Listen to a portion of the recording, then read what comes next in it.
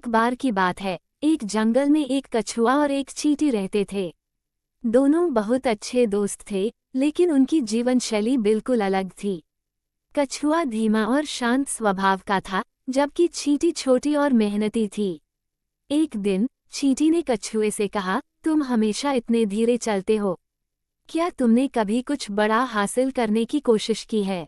कछुए ने मुस्कुराते हुए जवाब दिया, मैं धीरे चलता हूँ, लेकिन मेरे पास धैर्य है। मुझे यकीन है कि धैर्य और निरंतरता से सब कुछ संभव है। चींटी को कछुए की बात पर विश्वास नहीं हुआ। उसने कछुए को चुनौती दी, आओ, हम दोनों नदी के दूसरी ओर पहाड़ी की चोटी तक पहुंचने की दौड़ लगाते हैं। देखते हैं कौन जीतता है।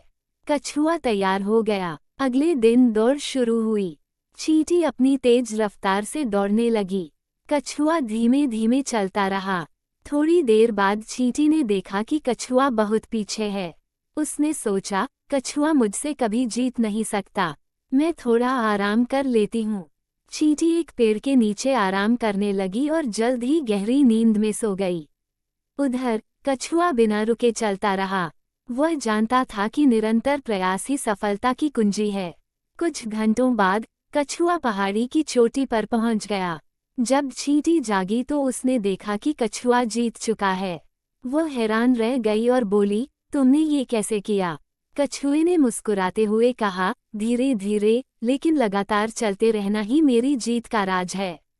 चींटी ने कछुए से सीखा कि मेहनत के साथ साथ धैर्य और निरंतरता भी सफलता के लिए जरूरी है।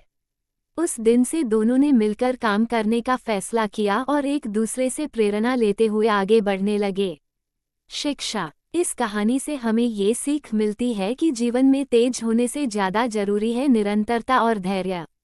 सफलता पाने के लिए बिना रुके अपने लक्ष्य की ओर बढ़ते रहना चाहिए।